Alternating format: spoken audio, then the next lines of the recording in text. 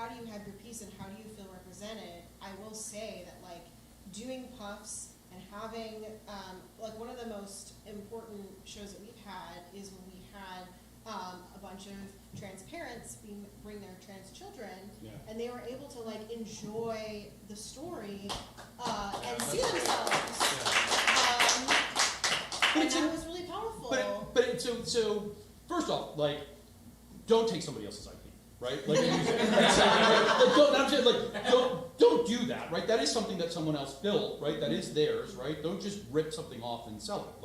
Like I am the beneficiary of music royalties in my family that have helped my family, you know, for 2 generations now. And it's like I hate it when my grandfather's music is ripped off because, like, you know, it's part of our DNA. That said, right, this, back to what I said at the very beginning, this importance in American free speech discourse, right, our ability to comment and transform, our ability to take something and say, hey, this can mean something else, right? I think it's powerful and important. So it's like, do that, right? Like, do satirize, do parody, do take these things. And I think the Puffs journey is really lovely in the fact that it is at the end now has turned into reclaiming fandom back from something that was celebrated and then was diminished, and now it has the ability to be celebrated again because the fans have this power of ownership. It's kind of it really is an amazing thing. Never would have predicted it, right? Never could have predicted that it was gonna go on this journey. Well, I do thank you for fighting that fight. Because you know, I feel like a lot of people do get intimidated by having those crazy, powerful lawyers, and when you get a letter like that, it scares a lot of people, and they just bend. What was said to me and said to investors to me when we were raising money, this is a billionaire. How can you fight a billionaire, right? Like, how can you fight a billionaire? And it's like, you know, for me, I was 30-something. You know, it was like, well, I don't have anything, right? Like, I have nothing to lose. And it's funny because, like, now it's like we all want to like run to the barricades and fight the billionaires, and I actually have done it, right? You know, I think but you're right. Like, so my financial partner, a man who I absolutely love and adore as much as he drives me crazy, said to me around Twenty-Sided Tavern time, because the risks I took in bringing the show to Chicago were extraordinary. He said to me, you know, I need someone like you in my life because you take risks no one else will, right? And I would say it's like the reason why I'm the CEO of the companies, the reason why I've done this is like everybody should have someone in their life that takes risks that no one else should, right? And so part of what my team and my network that I've built for myself is like their job, right, to a certain degree, is to keep me sane, but also to protect me, right? And we're going to do this. And, you know, sometimes it'll work, right? Know the law, like stuff like that. I don't get a bunch of lawyers, right? But it is. But I do think, like, especially in art, and especially in when we're doing live entertainment and when we're trying to connect with people, risks must be taken, right? I just am one of those people that tends to take the stupidest risk you can imagine, right? But it all goes back to that very first moment when I saw those people walking into the theater dressed in wizard robes and said, they care about something that they haven't even seen yet, right? Like that, and that was magical to me, right? That was magical. Like, they care about this, right? In a way that I haven't seen in live entertainment in a long time. Like, so something important must be happening. So, and if it's and so the risk, you know, for me, like, I know a lot of producers in New York, I know a lot of people, and like what I've said since my 20s is my job is to represent the audience, right? That's what I do for a living, right? Sell them tickets, granted, but my job is to represent the audience interest in what it is that we were doing. And I think that is like when you are producing, like, and it's one of the reasons why I love this theater company in particular, is because you're doing something for a community, for an audience, right? And you're producing for an audience that is speaking directly to them, and that's what I love, right? So with Twenty-Sided Tavern, it's like, but I am also a gamer, but it's like, so it's my people, but it's like Twenty-Sided Tavern is, we're doing this because no one's producing content for gamers in live space. Like, no one's doing it. But that's me as a producer, right? So. All right, let's take some questions. Yes. Ben. I have like two. One, so I lived in China for a while, okay. and they there's like no IP laws whatsoever about like there's so, you see like unofficial things popping up all over the place that feel blatantly ripping off of, you know, the IP. And I think what you said about like commenting on if the production is commenting on something or adding on to something, do you feel like theater in general, unless you're doing like baguette, is innately commenting on something, or because it is such a collaborative art form that like it is naturally building? Like, where's the line between this is like ripping off and this is commenting? Well, parody is specific. Parody is a specific law, right? It is. It is 7 years at a school of magic, right? Like the lines are really close. In this script, what it does not do is use any trademark or any copyrights from the outer world anywhere, right? The world, right, is similar to a world that has been built. Like you can look, like they are a comparison, right? So first is first, we don't use any trademark or copyright, nice job, right? None of them at all, right? The use of the world, right? That's where we suddenly get into this brand confusion. So like where the difference is that it's not writing the story of the Hufflepuff house. That's not what it's doing, right? Right? Because if you were doing that, something that doesn't exist in the 7 books, there is no book about the Hufflepuff house, right? Right? Like if you look at, this is going to be terrible, but like you look at Forgotten Realms, right? You look at Dragonlance Forgotten Realms, right? You know, look at that. There's tons of things that happen out of this world, characters that are used, IP that's used, all these things, right? All of those get licensed from that, right? That they're all part and connected to that world, right? So she never wrote. No one has ever been allowed to write a book that is the Hufflepuff house, right? This is what happened in the Hufflepuff house, right? So that, but if someone did without her blessing and used those characters, wholesale violation of copyright and trademark, right?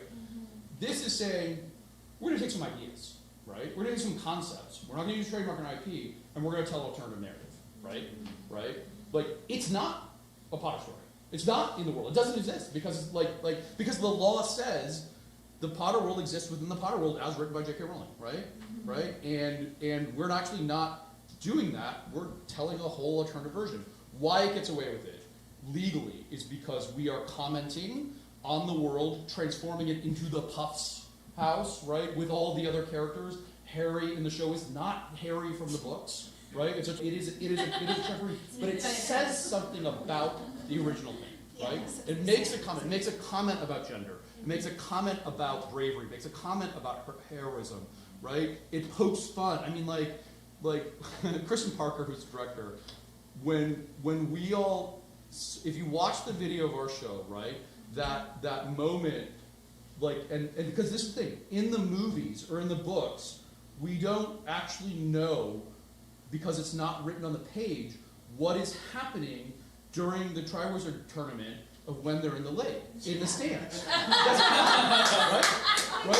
And so, and this is brilliant. And so that's like, that is a comment and a transformation because it's not in the books, right? And the funny, because like it's one of my favorite jokes in the entire show. Just like, they're sitting around watching the lake. Oh my God, I never thought about that. Like, it's hysterical. Like there's nothing for them to watch, right? And if you look at the fucking Cursed Child show, right? Kristen walked out of that saying, they stole my staging, right? Because we did it first, right? And it's like, because it's in the show, like, it's hysterical. But like, of course, you know, right? So does that answer your question? Yeah, it does. China, there are no rules in China. Yeah, right. It's interesting to see like a lack of IP coming out of China because I feel like a lot of people are afraid of producing IP because it's so easily stolen. It's from my artist friends what I've heard. There is you'll have to look it up. I don't remember. I remember it. I used to have this in my memory, but I don't anymore. One of the most top-selling books in China was a book called like Harry Potter and the Dragon that consumed the village, right? Total complete ripoff. Made $1 billion in China, right? Yeah. Like it's part of it's if you pay attention to the trade wars and everything, it's part of why the American government has such problems with China, which is they just simply take IP, they don't care. right? It's a cultural thing, right? Like it's not. I'm not making a moral judgment on it whatsoever, right? But it is a cultural thing. Like they just don't care. It's not how they deal with IP. Other question, Jenna. Yeah, so you just touched on the copyrighted language not being used in the script. Mhm. It's obviously something we've been clocking the whole process from, Harry and Potter being Yeah. separate to adult butter beverages, things like that. One thing I'm curious about is what shape the play was in terms of copyrighted language when you got to it. They had done that work. They did. Right, Matt had done that Yeah. work, right? Yes. Matt is a very smart writer. Matt, they had pulled the rules down from Google, right? And they had done that work and followed the parody laws to a T. Adult better beverage is a great. They made a joke about it, right? They made a joke out of everything that they possibly could. The hardest thing. Oh, this is an important thing. How much time do we have? 5 minutes. Okay, great. The hardest, so this was back in 2015, 2016 when I first started producing the play. The movies were done, the books were done, right? There was the theme park, no one knew about the play, no one knew about the new movies, none of that was in the zeitgeist, right? And it was a moment, I remember talking to investors and saying, they're like, well, Potter's done. I'm like, Potter's not done, they just built $1 billion theme park at Universal. There's more content coming, we just don't know about it. Right, but I had several investors turn me down, so they're like, oh, there's no more Potter happening. I'm like, trust me, like, no one invests this kind of money if nothing's happening.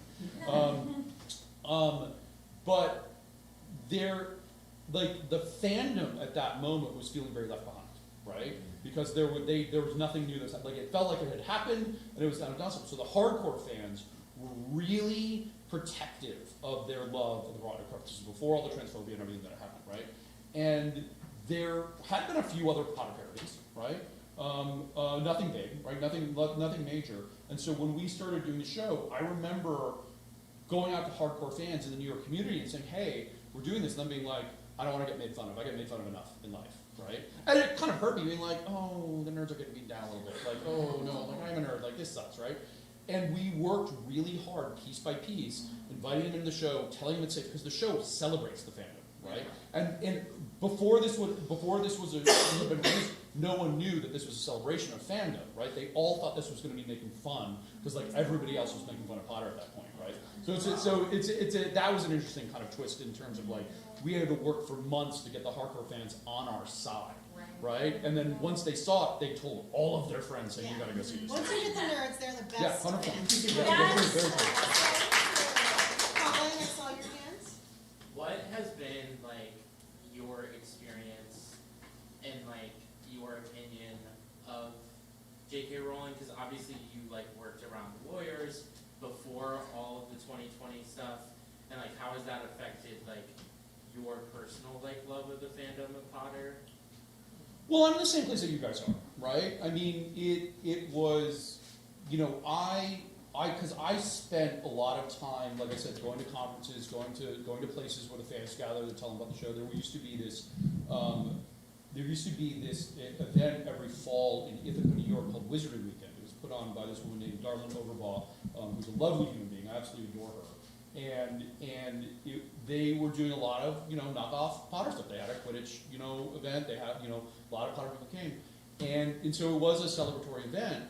And I remember because Darlene called me and said, I just got a letter. And I was like, oh no, right? And I said, call Heidi, and she called Heidi, and I think Heidi ended up representing her against it. And I think like that's when I really started kind of turning, right? And saying, why are you shutting off, because it's like it was about control, right? Why can't you let people go celebrate? Why, it's a very funny story. Wicked, when Wicked took off in New York, right? It became this huge thing. If you ever go to New York City, you'll see street vendors selling the images from Broadway shows framed. You can buy them off the street for $10, $20, whatever it is, right? None of those are authorized. Not a single one. They're all totally ripped off. And my friend Clint, who ended up being who's my marketing director on Twenty-Sided and ended up being the marketing director on Puffs, told me that David Stone, who's the producer, said they were selling the wrong Wicked images on the street, and David said, just slip them the right ones. I don't care, right? And so it was just, if they're going to do it, they're going to do it. It puts my image out there, right? just give it to them, let them make $20 off it, it doesn't matter, we're making $1 billion over here, like, and it's like, and I remember him telling me that and being like, why doesn't she, why does she do this? Why is she shutting down anyone who wants to be, like, who wants to, like, what is it costing her? She doesn't have enough money, right? And so that it really soured me on the selfishness of saying, only I can create this. This is all about me. This is all about my creation. You're not a fucking god, right? You're just not. And it was that. So my relationship changed because it was why, right? Like, and I still ask this question to this day, which is like, what does it cost you? You know? Can we also just Heidi keeps coming up. I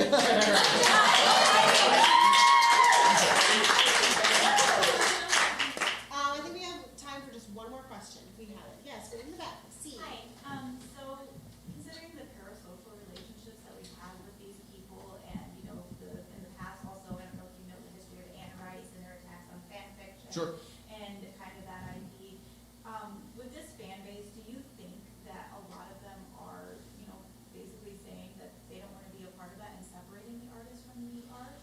Oh, artists from art is such a tough question, right? And I think this is a question we've been asking for generations, and we're asked for generations to come. It's so hard to ask that question because, like, what do you do? Look, I take a different point of view on this, which is we all there are the hardcore who only love the one thing, right? That is the 1.01% of any type of fandom, right? I take a look at the fandoms. I took our relationship with artists saying we like a lot of things, right? Especially when we talk about this audience, like we care about a lot of different things. We have a lot of different interests, right, across a lot of media and across a lot of different IP. And I feel like what you're effectively asking the question of what do we do about this cancel culture that we're in right now, right? That's the question that you're asking, and like. We've always had cancel culture that has like it's just got a neat name, right? In the last 5 years, right?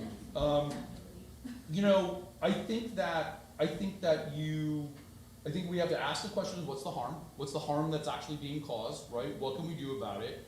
But I think that in any type of fandom, it's not necessarily about the artist. It's about how we are interpreting the art, right? So I have something really. So I actually do have a problem with the setup of the Potter world, right? That I think this show answers, but I do have a problem. Like I look, which is like it all is very clear now. But this predetermination idea of like when you're a teenager, you're given a status, a house, whatever you want to call it, and that's who you are for the rest of your life. And I feel like the books never fully answered that question of how you are supposed to grow an adult. But to be fair, the books are only about being a teenager, right? And life is long, and so when we are. I think that is the teenage experience, right? I do think that she did write very accurately about the teenage experience, and I think that is why it's so loved. But at the same time, it's like it kind of goes back to my thing, which is like it's just a part, it's not the whole, right? And the artist is just a part, not the whole. And how you invest and how you do it is about you, not necessarily about the artist. Now there are lines, right? Like I think outright. I mean, like. The transphobia is a tricky one in this one, right? Because it is echoed in the books in a lot of places. There is racism that is echoed in the book in a lot of places. I don't know, like it's tough. Like I feel like it's tough to just throw everything we love away every single time someone does something bad, right? Like I think the answer is this, right? The answer is try and find a way to reclaim it if you can, right? And if you can, great. And do good. Right. And do good. And do good, right? Do good deeds. Yeah. David Carpenter, thank you so much. Thank you for having me.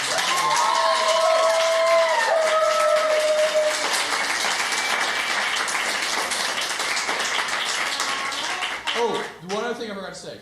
You guys are doing the 2-hour version of the show.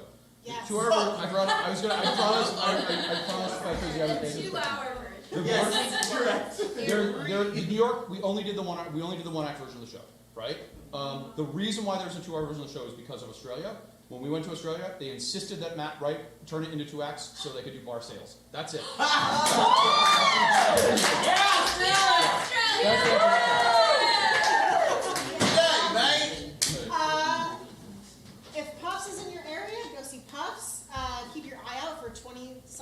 The 20-Sided Tavern announcement sometime this fall, I think. Yeah. More news. More news. Thank you so much. Thank you.